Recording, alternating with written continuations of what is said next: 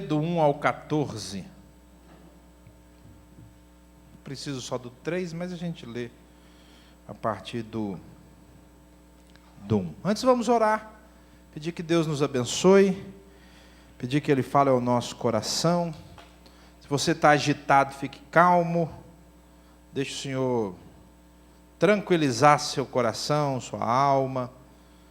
Coloca diante de Deus suas ansiedades. Se tem pecado, peça perdão pelos seus pecados. Deixe o Senhor trabalhar com você.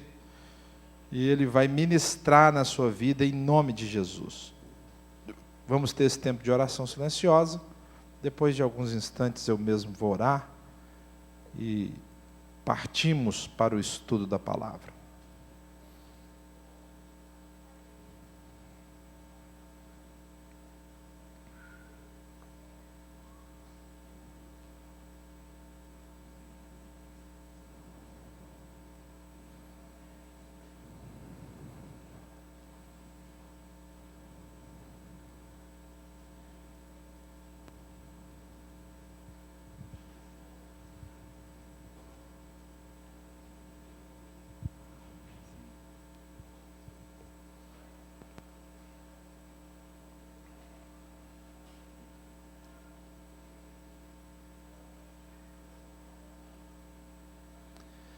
Senhor, eu te agradeço por esse dia abençoado que o Senhor nos deu.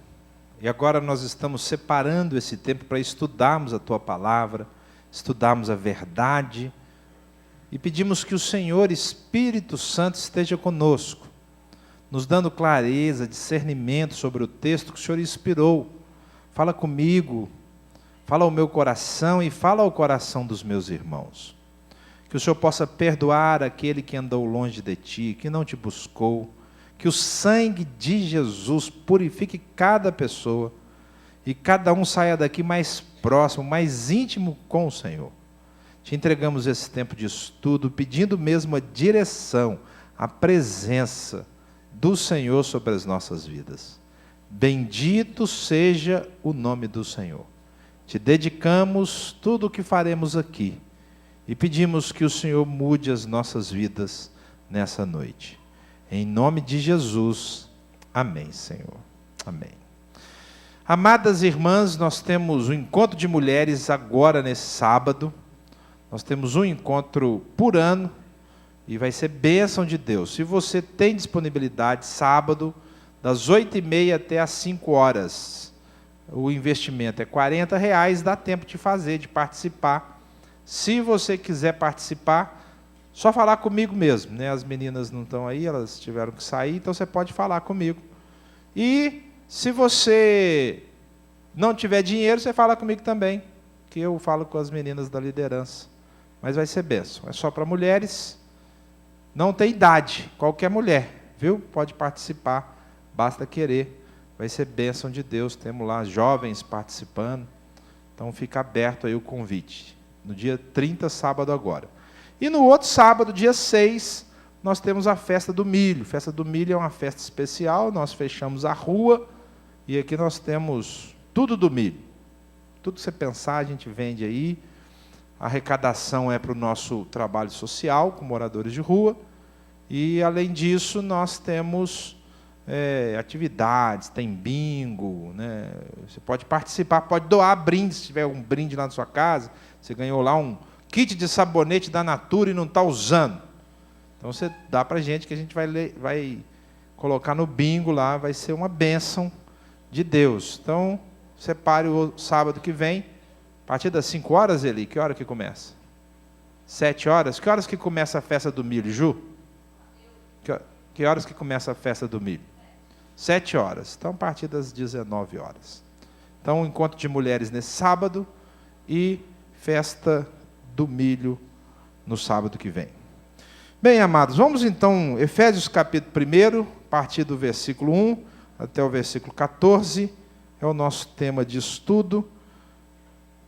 Já começamos esse texto na semana passada e vamos continuar agora então. Diz assim o texto: Paulo, apóstolo de Cristo Jesus, pela vontade de Deus, aos santos e fiéis em Cristo Jesus que estão em Éfeso, a vocês graça e paz da parte de Deus nosso Pai e do Senhor Jesus Cristo. Bendito seja o Deus e Pai de nosso Senhor Jesus Cristo, que nos abençoou com todas as bênçãos espirituais nas regiões celestiais em Cristo, porque Deus nos escolheu nele antes da criação do mundo, para sermos santos e irrepreensíveis em sua presença. Em amor nos predestinou para sermos adotados como filhos, por meio de Jesus Cristo, conforme o bom propósito da sua vontade, para o louvor da sua gloriosa graça, a qual nos deu gratuitamente no amado. Nele temos a redenção por meio do seu sangue, o perdão dos pecados, de acordo com as riquezas da graça de Deus, a qual ele derramou sobre nós com toda sabedoria e entendimento, e nos revelou o mistério da sua vontade, de acordo com o seu bom propósito, que ele estabeleceu em Cristo, isto é, de fazer convergir em Cristo todas as coisas celestiais ou terrenas, na dispensação da plenitude dos tempos. Nele fomos também escolhidos, tendo sido predestinados conforme o plano daquele que faz todas as coisas segundo o propósito da sua vontade, a fim de que nós, os que primeiro esperamos em Cristo, sejamos para o louvor da sua glória. Quando vocês ouviram e creram na palavra da verdade, o evangelho que os salvou, vocês foram selados em Cristo com o Espírito Santo da promessa, que é a garantia da nossa herança, até a redenção daqueles que pertencem a Deus, para o louvor da sua glória. Bem, amados, nós já vimos o versículo 3, o versículo 4, nós vimos que esse texto tem ações de Deus e ações do homem. E as duas ações concorrem, caminham simultâneas. Não tem só um agir de Deus nesse texto. Tem um agir de Deus, mas tem um agir do homem. E as ações de Deus estão aí localizadas no passado. Então nós vimos que ele nos abençoou. Já localizamos esse abençoar no versículo 3, nos abençoou, e vimos que no versículo 4 fala quando foi isso. Nos escolheu nele antes da criação do mundo. Então, tanto o abençoou quanto o escolheu, e as demais ações estão localizadas no passado, mas é um passado distante. Porque antes da fundação do mundo, Ju, faz um favor para mim, senta, porque senão todo mundo que entrar, isso, ou senta ou esconde, você não pode ficar na porta hoje, né? Então, ou esse passado sendo distante, o que o Senhor quer mostrar para nós é que há um plano. O Senhor fez um plano antes de acontecer as coisas, porque é a forma de Deus trabalhar. Deus nunca é pego de surpresa, Deus não trabalha por acaso, com Deus não tem acidente, porque Ele tem uma forma de agir. E o antes da fundação do mundo remete a esse fato. Nos abençoou, isso quer dizer, eu e você, nós vimos, não temos motivo nenhum para vivermos amargurados, chateados, reclamando, porque se tem uma coisa que a gente é abençoado. Só quem não entende de fato o cristianismo. Nós já somos abençoados com todas as bênçãos. Além disso, ele nos escolheu. Nos escolheu para quê? Alguém lê para mim aí esse versículo 4 de novo. Rapidinho.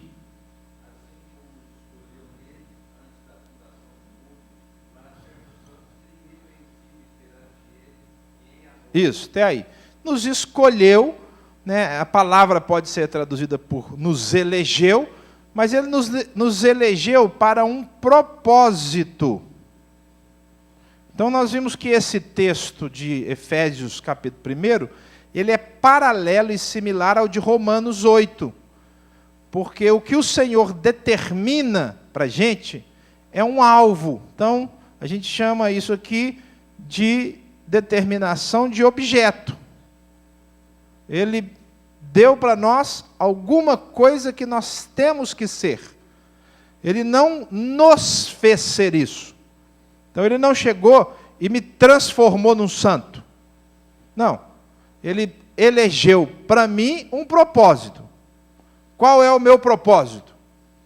Ser santo. Ele não me fez ser santo. E nem me fará ser santo. Porque a ação dele não é mexer na minha constituição. A ação dele é definir a minha proposição. Eu tenho que ser santo. Bem, se ele definiu que eu tenho que ser santo, eu serei santo? Depende de mim, depende de você. Porque a predeterminação, a eleição, não é de sujeito. Ele não escolheu o sujeito para ser santo. Ah, eu escolhi o Fábio e o Fábio vai ser santo. Amém? Não. Assim, vou sim. Você, né? Não é alguma coisa que Deus faz independente do homem.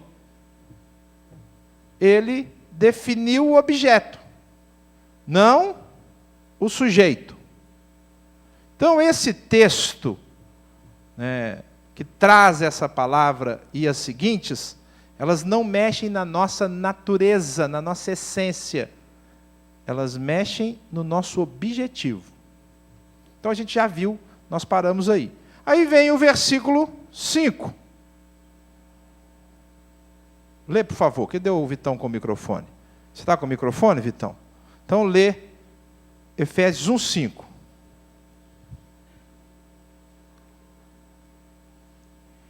Em amor nos predestinou para sermos adotados como filhos, por meio de Jesus Cristo, conforme o bom propósito da sua vontade. Isso. Bem, nós paramos no versículo 5, e no versículo 5 é a terceira vez que aparece a palavra predestinar. Para quem não estava aqui, a palavra em grego se pronuncia dessa forma, proorizo. E não é um substantivo, é um verbo. Todas as vezes que a palavra aparece no Novo Testamento, que são 6, aparece em forma de verbo. E qual é, então, o sentido do predestinou aqui? Nos predestinou. Porque o nosso estudo, para quem está chegando hoje, depois pode comprar os CDs lá com Eli, é sobre os dois conceitos, a predestinação e o livre-arbítrio. Então, nós estamos vendo agora os textos. Nós já vimos a parte teológica do conceito, como que a teologia foi construída, e agora nós estamos estudando o que a Bíblia diz. Porque a teologia é um escrito de homem. A Bíblia é um escrito de homem inspirado por Deus, né? Normalmente a gente adota uma crença teológica. A gente aprende um conceito e adota. A melhor forma de qualquer crença teológica ser adotada é confrontá-la com a Bíblia. Bem, o que o versículo 5 então nos mostra sobre Deus? Nós já vimos que ele é extremamente dadivoso, ele não retém nada, ele abençoa com tudo que ele tem. Já vimos que ele é exigente. Eu te abençoo com toda sorte de bênção, para você ser um pecador miserável, safado, sem vergonha. Não, eu te abençoo com toda sorte de bênção, para você ser santo e irrepreensível. Você quer ter todas as bênçãos? Quero. Santo e irrepreensível. Então ele é exigente. E o versículo 5, então, nos começa falando primeiro da motivação dele. Por que ele fez isso? Qual é a motivação de Deus ao definir estas coisas no plano dele? O texto começa dizendo assim, em amor. Então, porque quem é filho de Deus pode falar com o pai qualquer hora. Hoje eu estive com uma pessoa que teoricamente não é um cristão, E na hora que eu fui embora, eu falei, agora eu vou orar com você. Depois eu fui numa consultora da Vivo, e estava lá, aí quando acabou, eu falei assim, ai que bom, agora eu posso orar com você? Ela falou, ai pode, por favor. E eu orei com a moça. Aí na hora que a gente saiu, ela falou assim, deixa eu falar com o senhor, eu nem estava muito preocupado com esse negócio de Deus na minha vida, mas agora eu tenho uma filhinha de 8 meses, e eu estou começando até a ler a Bíblia. Por que ela está começando a ler a Bíblia? Porque Deus plantou na ideia maternal, paternal, um relacionamento sobrenatural. É sobrenatural. Porque o filho é uma pessoa igualzinho a qualquer outra. Depois que sai da mãe, saiu da mãe, é uma outra pessoa, é um outro indivíduo. Não é mais você.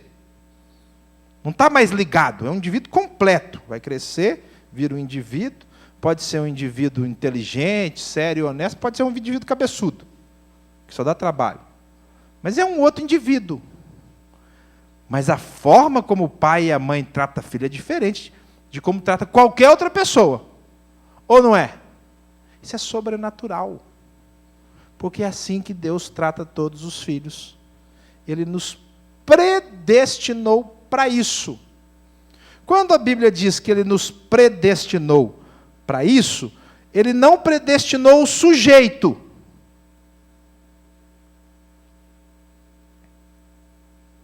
Ele predestinou a posição. Então Ele também predestinou o objeto. Por quê? Nós todos somos cristãos. Vamos supor, né? Pode ser que tenha alguém que não seja, mas vamos supor que todo mundo seja cristão. Quando você acordou de manhã, você deu bom dia para o seu pai? O seu pai celestial? Perguntou o que ele achava da decisão que você ia tomar? Falou com ele, meu pai, agora me ajuda a abençoar essa pessoa que eu vou encontrar aqui, que talvez precise do Senhor. Nas relações que você teve hoje, o seu pai participou delas? Bem, se ele não participou, você não viveu como filho. Não viveu como filho. Você viveu como um religioso, tal. Não, agora eu não sou filho, agora eu sou bancário, agora eu sou professor, agora eu sou escriturário, agora eu sou advogado. Não tem jeito. Se eu sou filho, e eu entendi para que o Senhor me chamou, eu sou filho o tempo todo. Essa é a posição. Mas quem entra na posição sou eu. Porque Deus, irmãos, não deixa de ser pai. Olha que legal. Deus não deixa de ser pai. Entendeu? Ele não tem que fazer força para ser pai. Por quê? Em amor. Então ele já ama a Ana. Eu vou ser pai da Ana. Quando ela achar que eu não estou perto dela, eu estou agarrado.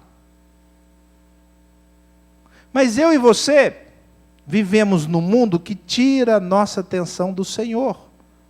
Então nós temos que nos educar para vivermos um cristianismo filial. Eu sou filho de Deus.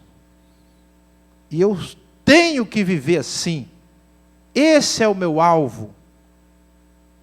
E o que eu preciso fazer para ser filho de Deus? É por isso que a gente tem a Bíblia, tem a oração. Então, quanto mais perto eu ando da Bíblia, quanto mais perto eu ando da oração, mais fácil torna-se ser filho de Deus. Quanto mais distante da Bíblia, oração, da igreja, a minha filiação vai desvanecendo. Porque eu posso sair dessa posição. Parábola do filho pródigo. O pai deixou de ser pai? Não. Mas o filho quis deixar de ser filho. Então tá bom. Vai sofrer. Aí um dia o filho falou assim, que burrice é minha. Né? Quantos trabalhadores de meu pai tem pão com fartura e eu morro de fome. Eu vou lá pedir um emprego. Vou lá e vou pedir para ser o quê? Trabalhador. O menino estava voltando, o pai estava esperando, porque o pai não deixa de ser pai. Mas eu posso sair da minha posição. Por isso que a predestinação não é do sujeito. Porque se a predestinação fosse do sujeito, ele nunca deixaria de ser filho. Ele amaria o tempo todo ser santo, irrepreensível. Ai, Senhor, não posso passar um dia sem orar. Ai, Senhor, não posso passar um dia sem ler a Bíblia. Às vezes eu falo com a pessoa assim, ó, é o seguinte, você precisa ter uma vida com Deus. Leia a Bíblia todo dia, pelo menos 15 minutos. Mas, nossa, pastor, 15 minutos é muito tempo. A vida hoje é muito agitada. Não dá para ser 2 vezes por semana? Bem, depende da fome que a pessoa tem de relacionamento com Deus. Prioridade é a gente que define. O filho voltou para casa, o pai que não deixa de ser pai falou, volta aqui. Aí o menino falou, ô pai, é o seguinte, posso ser seu trabalhador? Ele falou, não, você nunca deixou de ser meu filho. Então o que ele predestina, priorizo aqui, é uma definição daquilo que eu preciso ocupar como posição. Se eu não ocupo, a culpa é minha. Deu para entender? Tranquilo? Vamos para frente. Lê de novo, Vitão, o 5 e o 6 agora.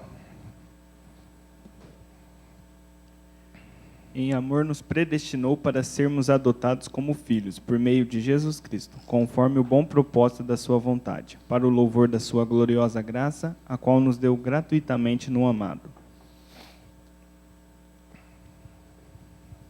Bem, então, motivado por amor, o Senhor define para nós mais um propósito.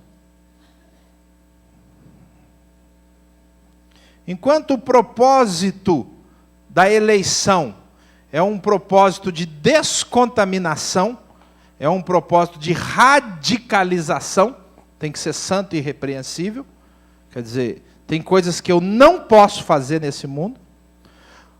O propósito da predestinação é de relacionamento. São 2 coisas que andam juntas. João traduz isso de outra forma. Ele diz assim, você não pode ser amigo do mundo e amigo de Deus ao mesmo tempo. Ou você é amigo de Deus, ou você é amigo do mundo. É a mesma coisa. Para eu ser santo e irrepreensível, eu tenho que assumir posição de filho. Ah, eu quero ser filho, mas eu não quero ser santo e irrepreensível. Não pode. As 2 coisas andam juntas. Eu tenho que ser filho e eu tenho que ser santo e irrepreensível ao mesmo tempo. Então, tem a ver com a decisão que eu tomo.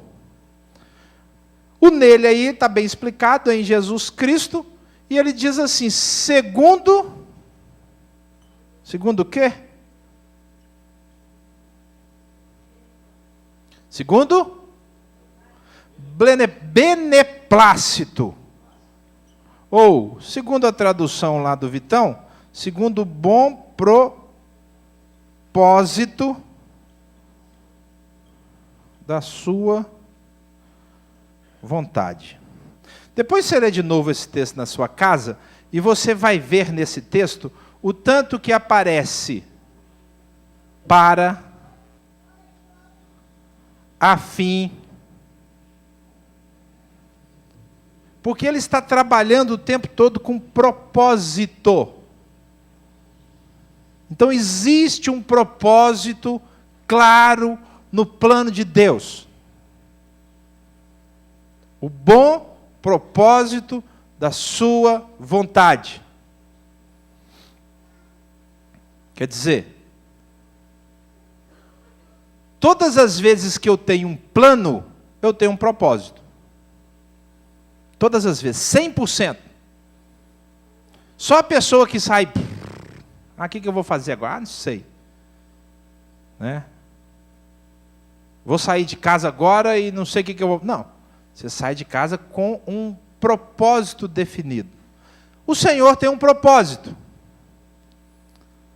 E segundo esse propósito, é que Ele nos predestinou e nos elegeu para sermos santos e para sermos filhos. Qual é o propósito?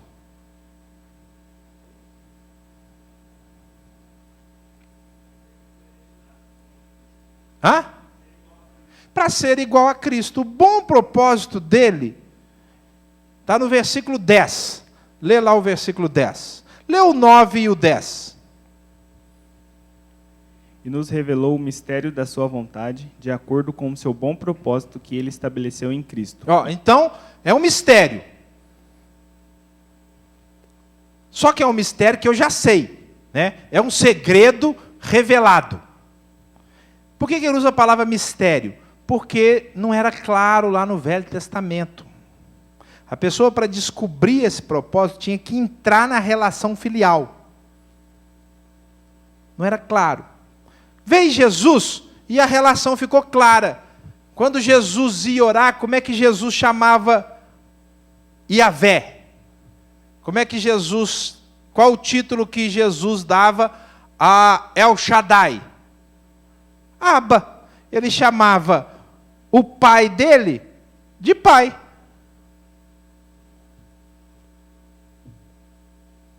Então, o propósito começa a ficar claro em quem? No Filho.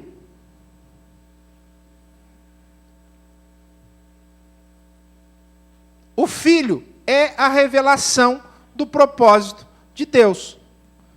Eu não sei direito como é que é esse trem de ser filho. Não sei. Eu só aprendi a ser crente, não aprendi a ser filho. Né? Como é que faz? Então você tem que andar com Jesus, porque Jesus é o Filho. Jesus, a Sarinha está assistindo uma série lá em casa que chama Reino e Império, da Globosat, fantástica. E lá tem um episódio que Jesus é condenado. O que foi que levou Jesus a ser condenado? Qual a declaração que levou Jesus a ser condenado? Ele falou, eu sou o Filho de Deus. Aí o sumo sacerdote rasgou a veste, deu um chilique lá, né? Deu um piti religioso. Porque de repente um homem falou assim, eu sou da mesma natureza do Pai. Não tem que ficar matando o cordeiro, rasgar o véu, entrar debaixo do véu. Não tem. É o Pai. Você e o Pai podem e devem andar juntos. Então, o propósito da sua vontade, que é o mistério, está revelado em Cristo. Lê o 10 agora, Vitão. Lê o 9 e 10 junto de novo. E nos revelou o mistério da sua vontade, de acordo com o seu bom propósito que ele estabeleceu em Cristo. Isto é de fazer convergir em Cristo todas as coisas, celestiais ou terrenas, na dispensação da plenitude dos tempos. Isso. Tudo em Jesus. Tudo. Irmãos, esse conceito transpira, exala do Novo Testamento, dos discípulos, das cartas. Jesus é tão palpável no Evangelho, escrito por outras pessoas, que não tem jeito de você viver um Evangelho sem Jesus. Quando eu disse que provavelmente a igreja se torna inimiga dele, porque a igreja consegue tirar Jesus do Evangelho, deixando ele pendurado numa parede, às vezes. Fazendo ele sendo cantado e adorado nos louvores dominicais, e a pessoa vive sem ele. Olha que loucura. Ele canta e adora, e tem Jesus, ou alguns fazem sinal da cruz, e não sei o quê, e Jesus, e perê. E aí, de repente, vai trabalhar, e cadê Jesus? Vai para o relacionamento familiar, e cadê Jesus? Cadê a relação contínua pai e filho? A gente perde essa relação. Então, o mistério é o seguinte: se você andar com Jesus, você vai descobrir algo sobrenatural. É sobrenatural.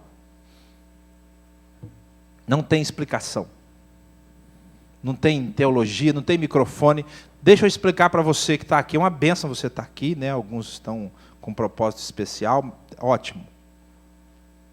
Mas você não vai aprender a andar com Jesus numa aula.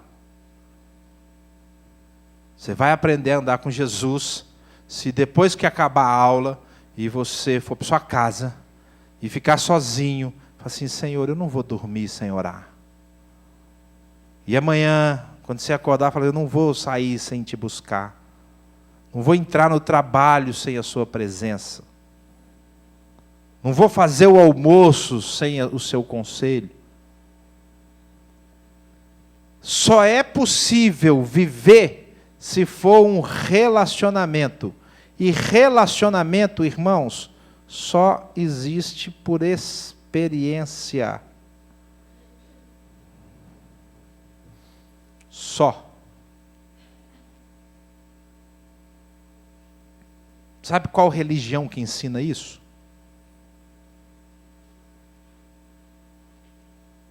Nem a cristã, só a Bíblia. Porque a cristã normalmente ensina a pessoa a ir na igreja, fazer algumas práticas, seja ela católica ou evangélica. Relacionamento se tem com experiência, em que eu entendo, eu sou filho de Deus e preciso de Deus todo dia. Preciso de Jesus agora. Como o salmista diz no Salmo 67, a tua graça é melhor que a vida. Falando nisso, como é que termina o versículo 5?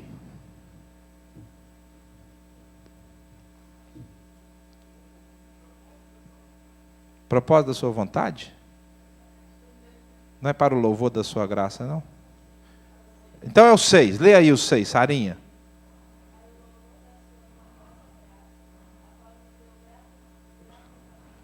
Isso, olha que legal. Tudo isso que tem uma motivação de Deus, que tem um propósito divino definido. Ele escolheu para mim o que eu tenho que ser.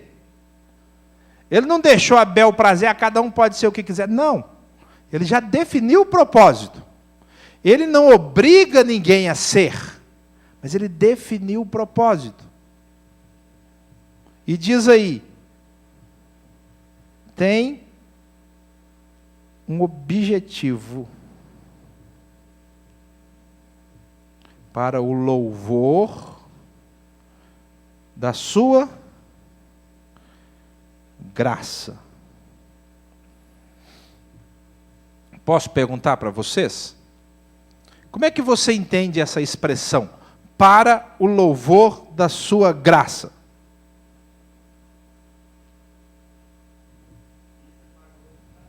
Para glorificar a Deus.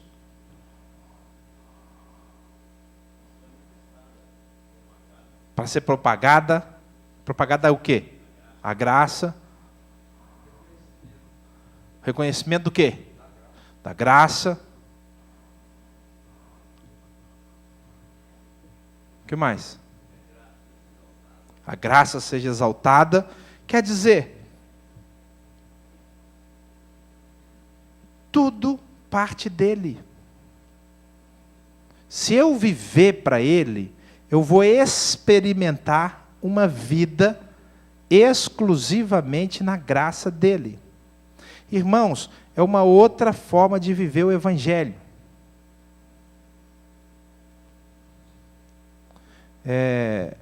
Eu creio que o nosso Evangelho é extremamente barateado, porque o nosso Evangelho é circunstancial. Não estou falando de você, estou falando genericamente. O que é um Evangelho circunstancial? Ele tem hora que se manifesta, tem hora que não se manifesta, tem hora que o sobrenatural fica claro, tem hora que a gente nem sabe que tem sobrenatural. A graça é a visitação do sobrenatural. Quer dizer, eu sei que Deus é que me dá o que eu tenho. Todos vocês estão aqui agora exclusivamente pela graça.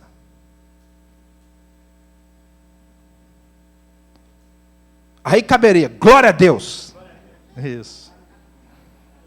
Quer dizer, puxa vida, eu não estou aqui pela minha força. Eu não estou aqui porque eu simplesmente desejei. Não, eu estou aqui porque a graça de Deus me sustenta, me traz, me alimenta. É uma vida totalmente dependente. E aí, eu entendo e vivo pela graça. Posso fazer coro com o salmista. A tua graça é melhor que a própria vida. Porque na realidade, se não tiver graça, não tem vida. Então, que apego é esse que a gente tem à vida e não à graça?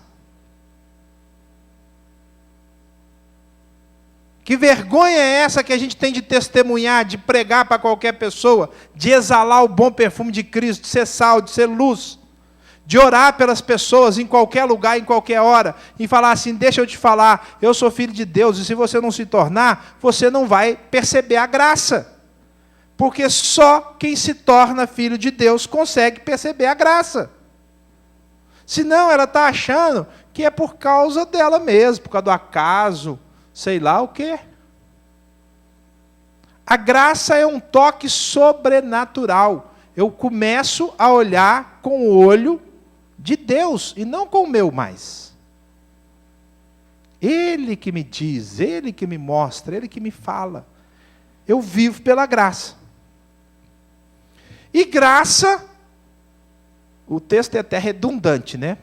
Fala assim, graça concedida gratuitamente nele, em Jesus. O que eu fiz para merecer? O que eu paguei? Nada.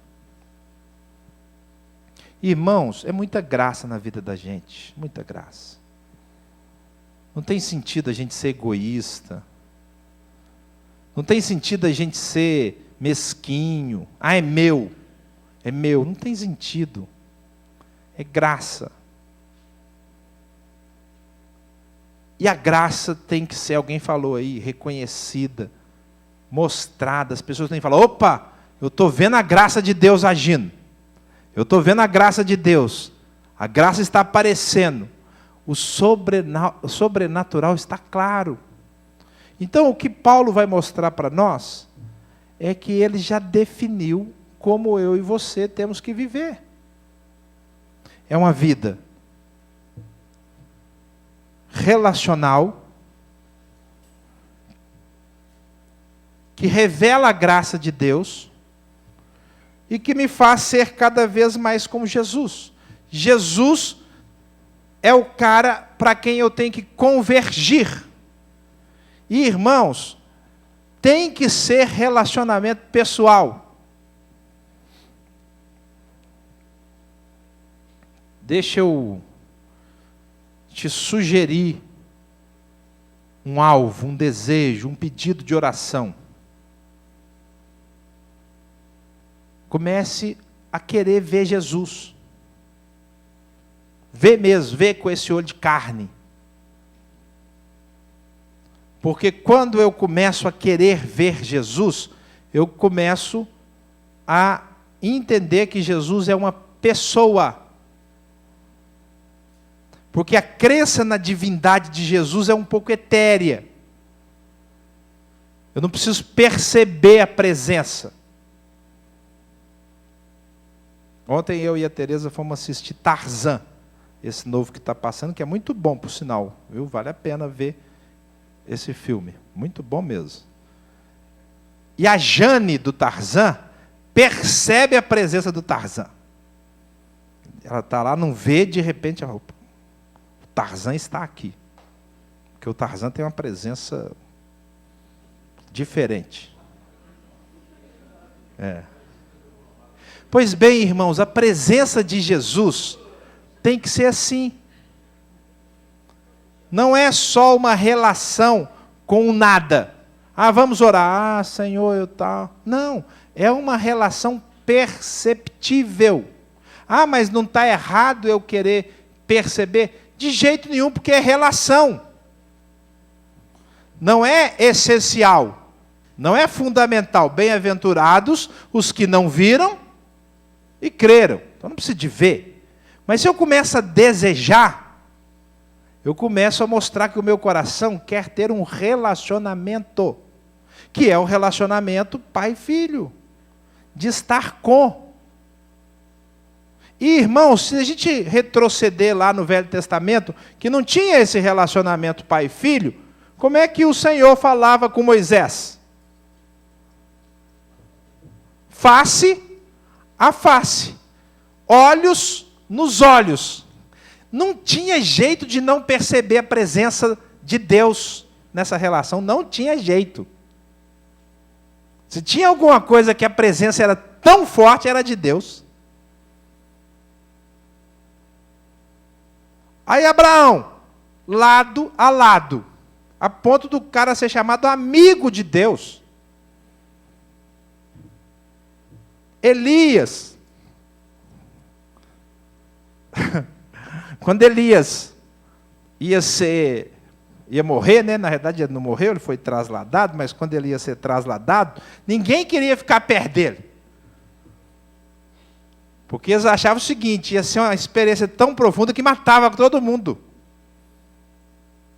Porque a presença de Deus tem que ser percebida. Isso é relacionamento, irmãos. Então, isso acaba com o formalismo, acaba com a regra. Não tem, com o Senhor não tem. Porque o Senhor é extremamente participativo do nosso relacionamento. Continua, Vitão. Você parou no 6, né? Nele temos a redenção por meio de seu sangue, o perdão dos pecados, de acordo com as riquezas da graça de Deus. Esse é qual? O 7. Tá, continua. A qual ele derramou sobre nós com toda sabedoria e entendimento. Continua. E nos revelou o mistério da sua vontade, de acordo com o seu bom propósito que ele estabeleceu em Cristo. Isto é, de fazer convergir em Cristo todas as coisas, celestiais ou terrenas. Isso. Na dispensação. Na dispensação da plenitude dos tempos. Agora o 11 é a quarta vez que aparece a palavra predestinação. Pode ler. Nele fomos também escolhidos, tendo sido predestinados conforme o plano daquele que faz todas as coisas segundo o propósito da sua vontade. Isso. Bem, veja bem. O versículo 7 diz que em Jesus nós temos a redenção. Lê outra vez. Nele temos a redenção por meio de seu sangue, o perdão dos pecados, de acordo com as riquezas da graça de Deus. Isso. Essa ideia de propósito, de plano, que envolve estas palavras eleição, predestinação,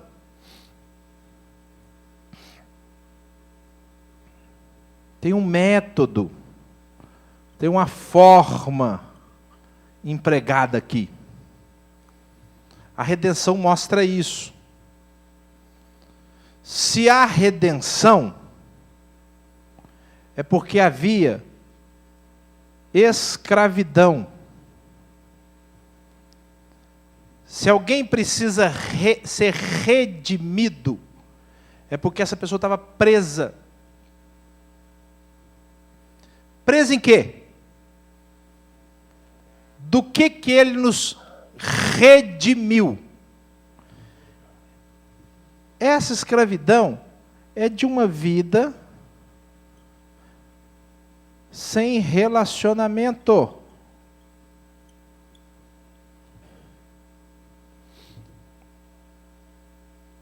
A pior coisa que pode acontecer para um ser humano é viver sem um relacionamento com Deus.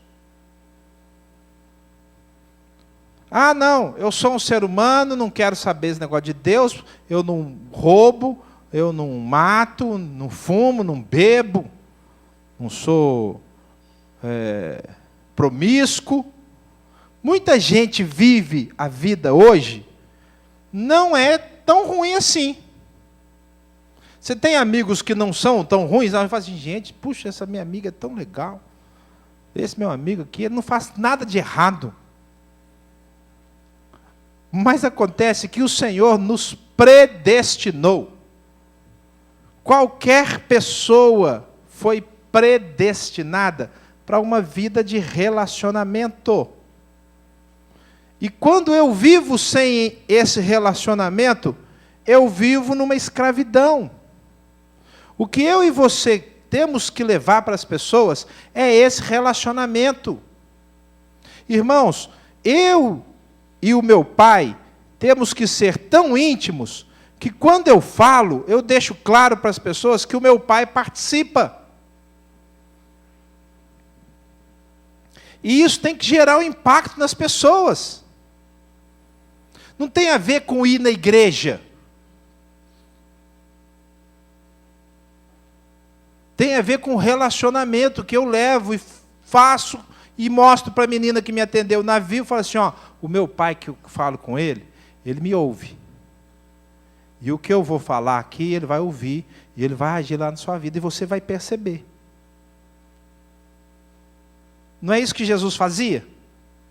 Em qualquer lugar, não era assim? Ele tinha tal relacionamento com Deus, o Pai, que o que ele falava com o Pai fazia o quê?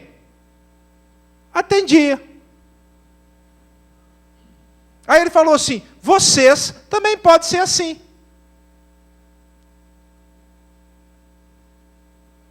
O que você ligar na terra, o seu pai liga no céu.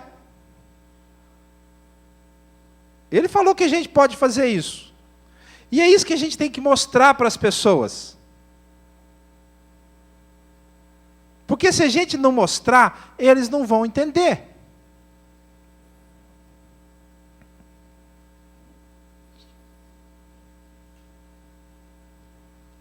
É uma escolha isso.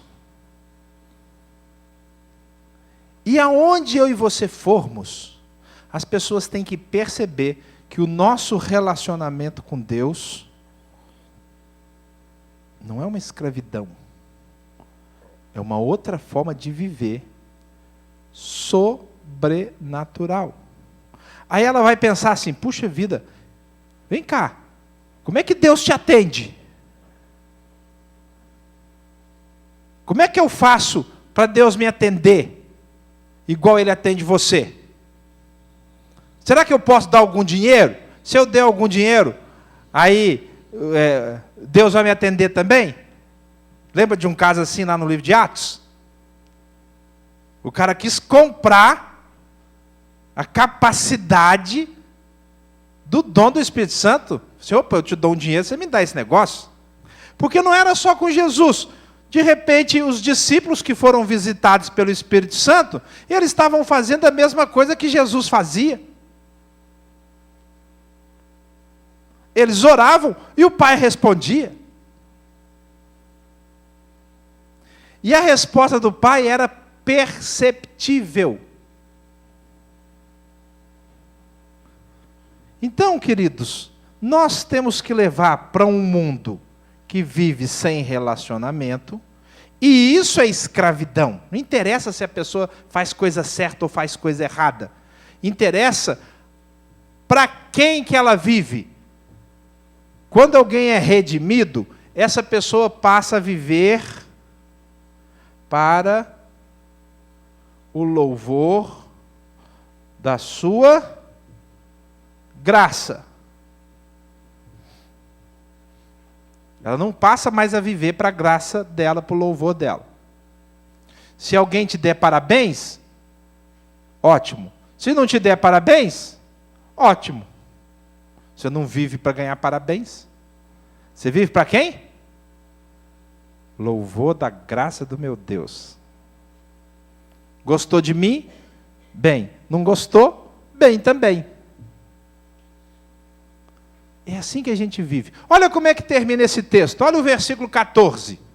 Final dele. Eu acho que é lá no final. Leia aí o final, Vitão, 14. Daqueles que pertencem a Deus para o louvor da sua glória. Olha só.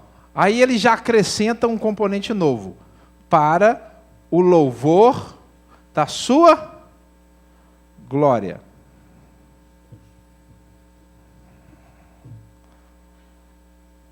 Bem, eu perguntei o que você acha que é o louvor da sua graça. O que você acha que é o louvor da sua glória?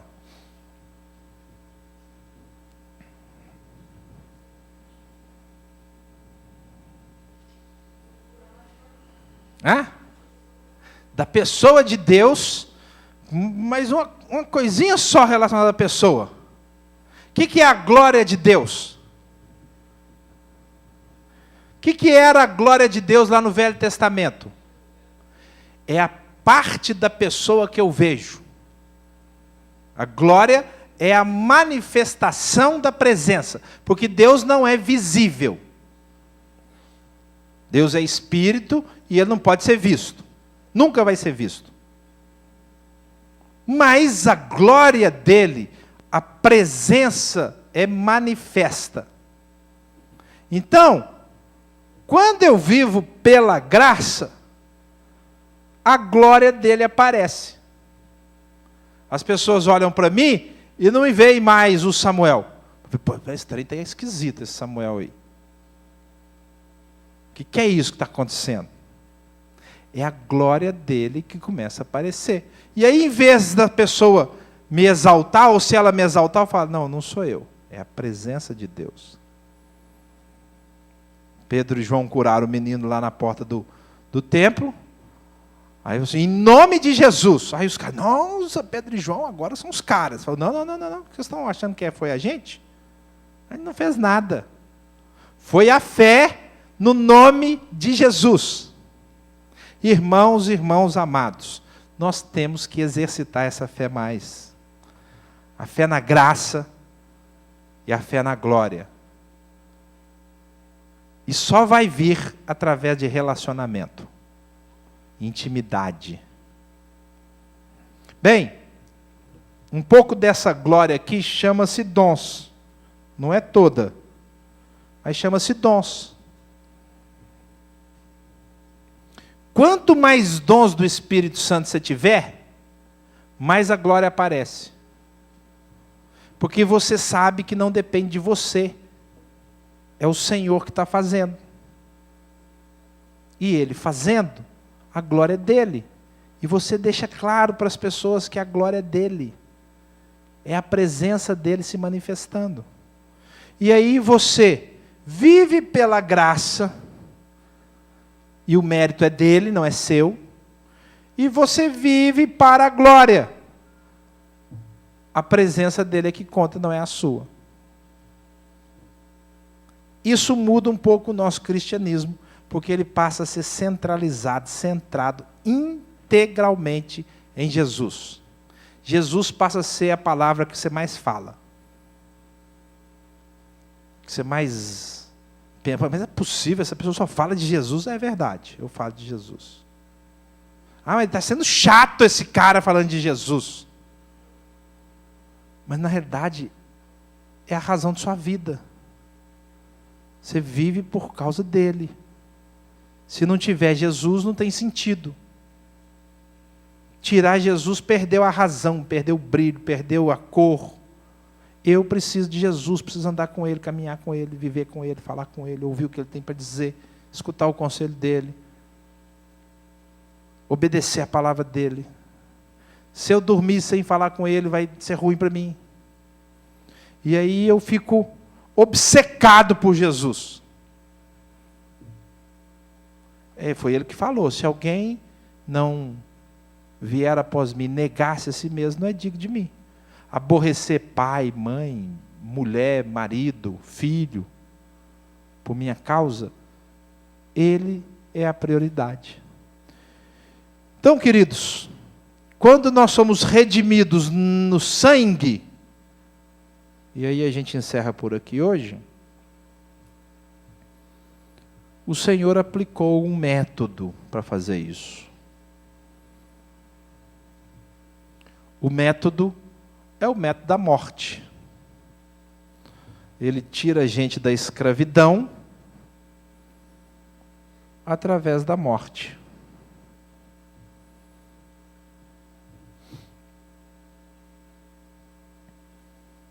Quem morre? Ele morre e eu morro. Ele morre no meu lugar e eu agora morro também. Porque se eu não morrer também, não vai ser eficaz o método. Então, ele morreu, ele verteu, derramou o sangue dele, mas para eu morrer. Então, o que o Evangelho pede de você é uma coisa só: a sua morte. Isso é fácil ou difícil? Ô, trem difícil, não é não? Se tem um trem complicado de matar, é esse tal de eu. O eu é super condescendente. Não tem problema não. Nossa, o pastor está falando aí, mas o trem não é tanto assim não. Se você for buscar um pouquinho, Deus já fica satisfeito. Não precisa de ser tão... Você tem de obcecado, é fanatismo. É o eu. O eu fica tentando manter você na escravidão. Mas não foi isso que o Senhor fez. O Senhor veio para implantar uma forma de viver o Evangelho. E essa é a forma, é a morte. A forma não é religiosa. A forma é a morte. Logo, disse Paulo, já não sou eu quem vive, mas Cristo vive em mim. E esse viver que agora tenho na carne, vivo pela fé no Filho de Deus. Vocês conhecem esse versículo? O que fala logo antes desse versículo? Estou crucificado com Cristo. Por isso fala, logo já não sou eu quem vive. Por quê? Por que eu não vivo? Porque eu estou crucificado. E quem está crucificado está o quê? Morto. Por isso que eu não vivo. Se eu não morrer a minha parte,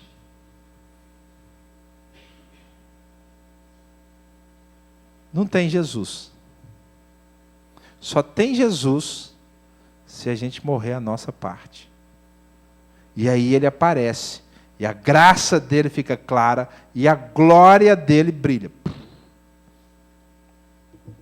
Brilha através do amor, da bondade, de uma vida de entrega, da dádiva.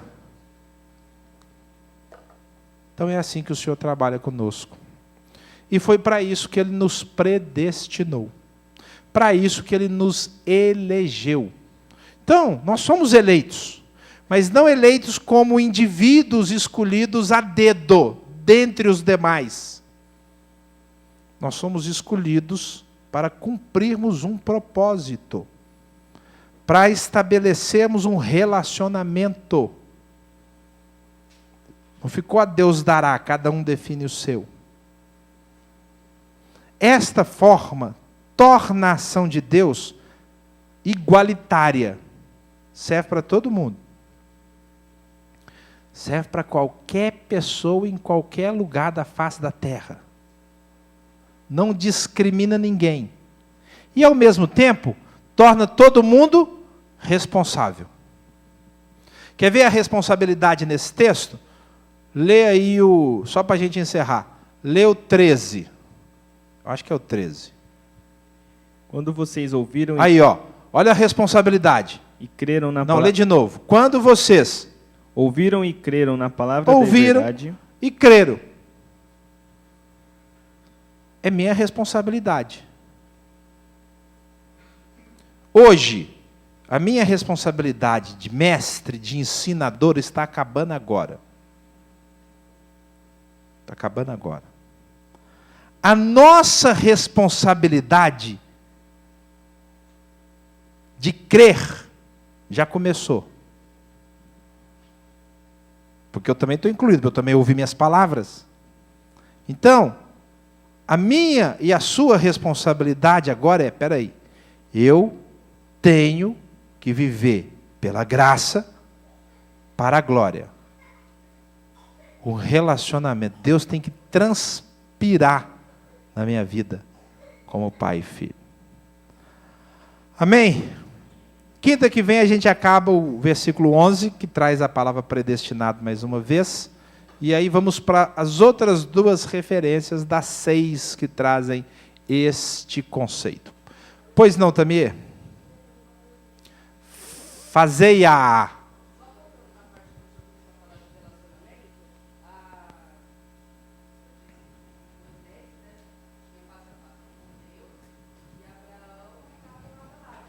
Isso.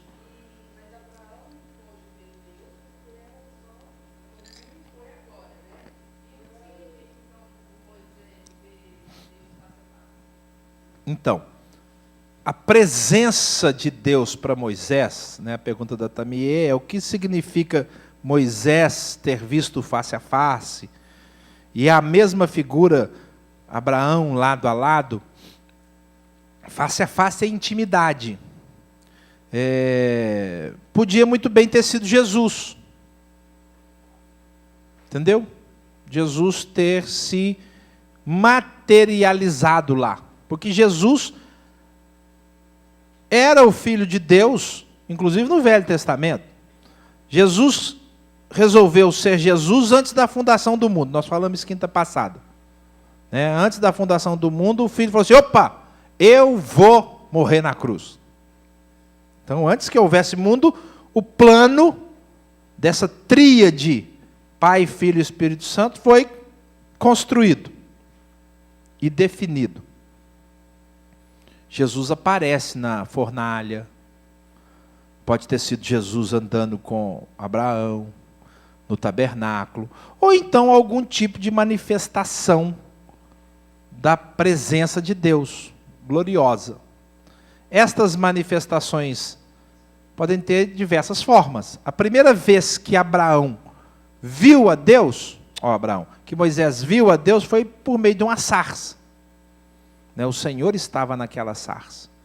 Então, a presença real, por ser experiência, já apaguei, por ser experiência, foi só deles.